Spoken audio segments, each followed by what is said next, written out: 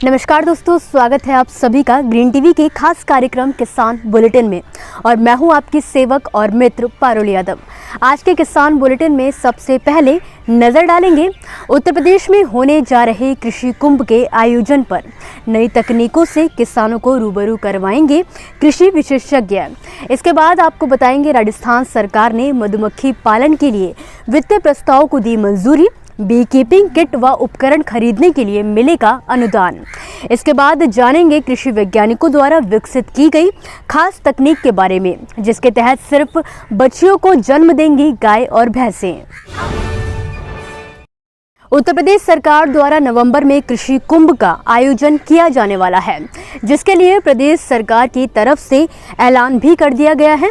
आपको जानकारी के लिए बता दें कि लखनऊ में आयोजित होने वाले इस कृषि कुंभ का उद्घाटन देश के प्रधानमंत्री नरेंद्र मोदी द्वारा किया जाएगा। खास बात यह है कि योगी सरकार 2.0 का ये पहला कृषि कुंभ होने वाला है। इसके पहले योगी सरकार 1.0 में 25 से 28 अक्टूबर को पहली बार कृषि कुंभ का आयोजन लखनऊ स्थित भारतीय गन्ना अनुसंधान संस्थान में किया गया था। कहा जा रहा है कि इस बार होने वाले कृषि कुंभ का आयोजन स्थल भी यही रहने वाला है। जानकारी के लिए बता दें कि ये कुंभ केवल किसानों के लिए ही नहीं बल्कि कृषि यंत्र बनाने वाली कंपनियों के लिए भी एक बेहतरीन अवसर साबित होता है। इस मेले में कृषि यंत्र निर्माता कंपनियां, कृषि से जुड़े विभाग, उर्वरक निर्माता आदि अपनी योजनाओं व उत्पादों की प्रदर्शनी लगाते हैं। आपको बता दें, दूसरे कृषि कुंभ में कृषि से संबंधित सभी विभाग शामिल होंगे और अपनी अपनी योजनाओं से जुड़े स्टॉल लगाएंगे। साथ ही इसके अलावा खेती बाड़ी से जुड़ी सफलताओं को प्रदर्शित करेंगे।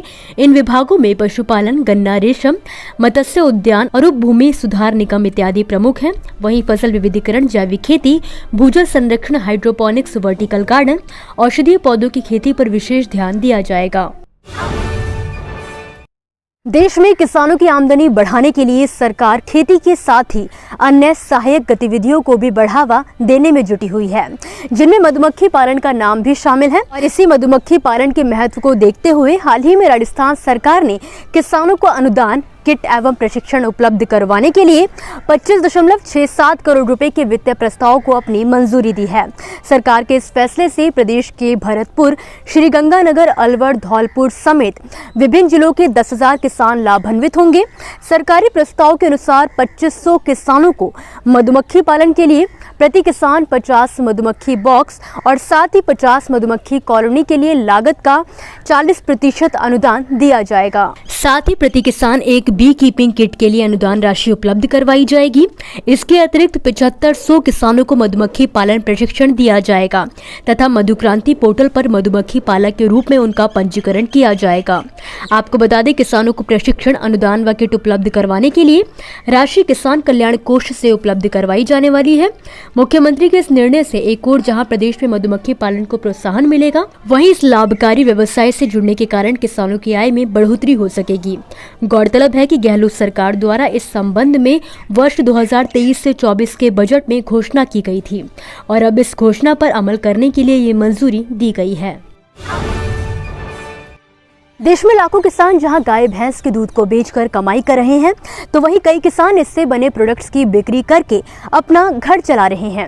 मगर अक्सर किसानों के मन में यही चाहत रहती है कि उनका पशु बछिया ही पैदा करे ताकि बड़े होकर उससे मिलने वाले दूध से वो अपनी कमाई कर सके।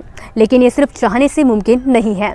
इसी के चलते अब वैज्ञानिकों ने एक ऐसी टेक्नोलॉजी को ढूंढ निकाला है जिससे सिर्फ बछिया ही जन्म लेंगी। दरअसल सिर्फ बछिया को जन्म देने के लिए असम की सरकार ने सेक्स्ड सॉर्टेड सीमन की शुरुआत की है।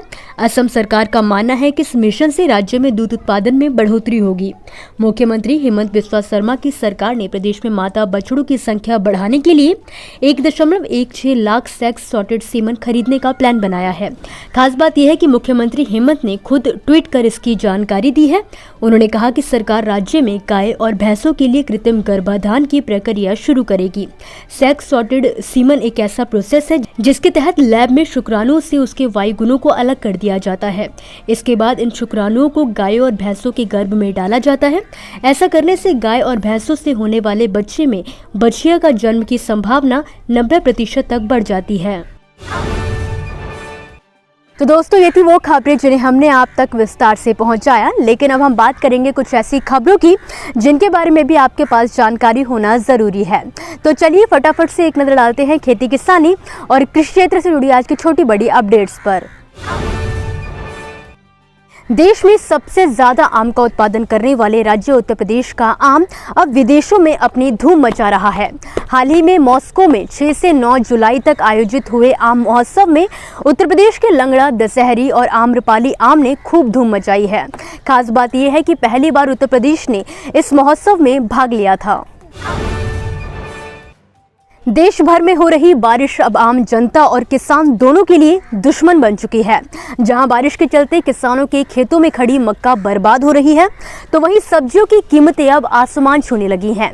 एक खबर की माने तो टमाटर की कीमत इस समय कई मंडियों में 150 रुपये प्रति किलो तक पहुंच चुकी है, जबकि बरसात को देखते हुए जल्दी इसके 200 रुपये तक पहुंचने का अंदाजा लगाया जा रहा है।